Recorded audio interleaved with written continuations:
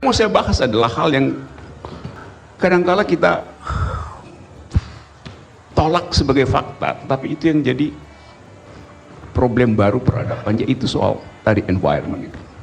Jadi tinggalkan aja bahwa 50% itu, 51% itu adalah bukan hasil HOA, apa namanya, apa istilahnya, head of agreement, tapi itu HOAX, hoax, 51%. Teman-teman semua, ini tabir ini yang kita harus buka untuk menjelaskan. Dan saya waktu rapat di komisi DPR tentang Otsus Papua, mereka mempertanyakan tentang 10% saham Papua. Tolong media kutip baik-baik. Ini saya sampaikan karena saya frustasi juga dengan barang ini. Jadi saham 51% untuk Indonesia, di dalamnya 10% adalah saham Pemda Papua lewat BUMD. Di mana telah disepakati dari 10% itu 7% adalah Pemda Timika dengan masyarakat suku-suku yang ada, dan 3%-nya adalah Pemda Provinsi Papua.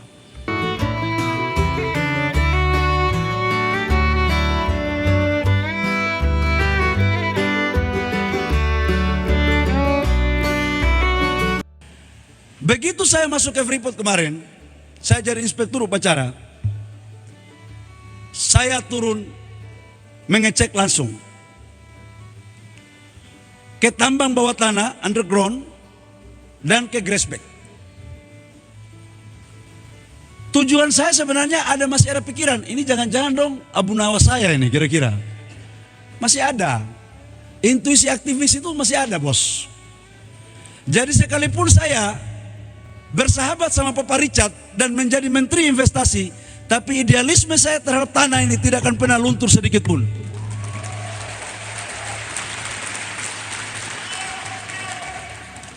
Saya turun ke underground, saya naik ke grassback.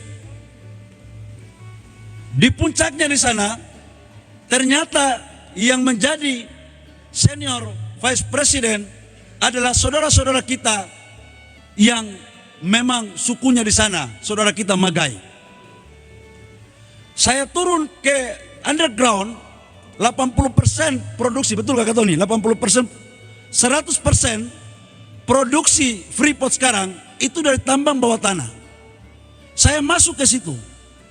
Saya ketemu laki-laki hitam seperti saya yang sekolah SD di Wamena, SMP di Wamena, SMA di Sentani, dan kuliah di ITB.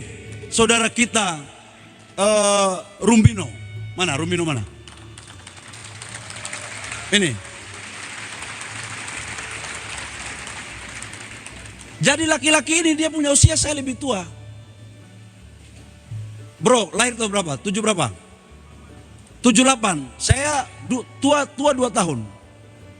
Jadi sekarang Freeport itu di bawah tanah, yang mengoperasikan tambang-tambang di bawah tanah itu anak-anak Papua sendiri. Ini dia pimpinannya ini. Jadi saya pernah tanya dia, Tuan, jangan sampai Tuan kerja dan bule terus Tuan tipu kita lagi. Fair demi Tuhan. Saya berani bersumpah untuk mengatakan jujurnya. Kalian boleh cek, saya punya reputasi dalam dunia aktivis. Mana ada orang yang bisa atur saya. Yang bisa atur saya hanya sebuah kebenaran dan kejujuran untuk kebaikan rakyat dan Papua. Saya tanyain dia. Saya diajak turun. Terus saya lihat senior-senior manajer yang lain. Wah, ini kita pun anak Ambon. Anak-anak yang bapaknya dulu kerja di sana.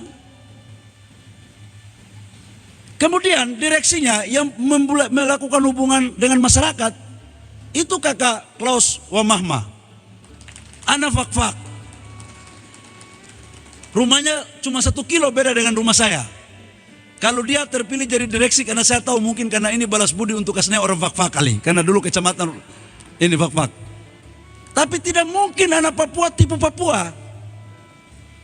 teman-teman semua, ini tabir ini yang kita harus buka untuk menjelaskan.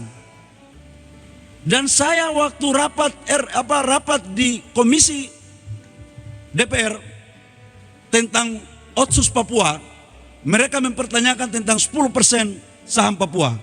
Tolong media kutip baik-baik. Ini saya sampaikan, karena saya frustasi juga dengan barang ini. Jadi saham 51% untuk Indonesia, di dalamnya 10% adalah saham Pemda Papua lewat BUMD.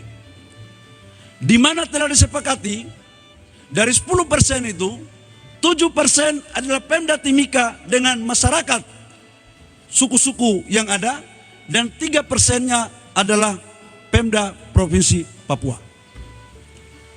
Saya memerintahkan Rini Madou sebagai tenaga ahli saya dan Edo Kondologi sebagai tenaga ahli saya untuk menyelesaikan masalah ini. Kenapa?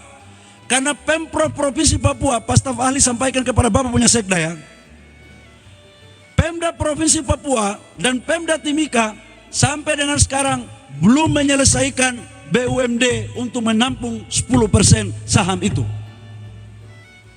Jadi nggak boleh lagi ada kesan bahwa seolah-olah ini Papua ditipu sama Jakarta. Ini judulnya sekarang menyangkut saham 10%, judulnya Papua tipu Papua. Saya nggak mau ngomong. Silakan habis ini kalian protes saya, monggo. Tapi saya ingin berbicara di sini sebagai tempat yang layak dan pantas untuk kita berbicara tentang sebuah nilai-nilai kebenaran untuk kebaikan Papua.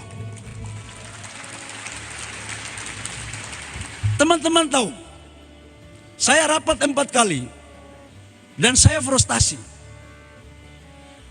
Suku 7 suku itu hanya meminta agar direksinya mereka masuk 1-2 orang dengan komisaris. Bupati Timika, Saudara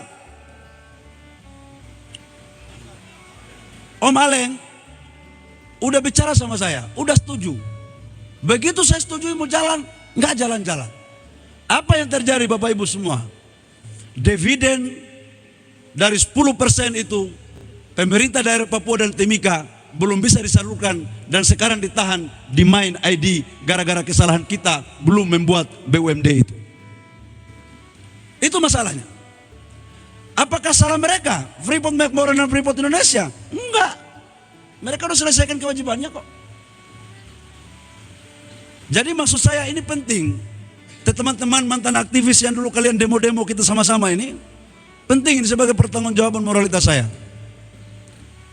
Kita dibesarkan dan diproses dari tanah ini. Dan tanah ini juga mengajarkan kita, barang siapa yang bekerja baik dan dengar-dengaran di tanah ini akan menemukan tanda heran satu ke tanda heran yang lain.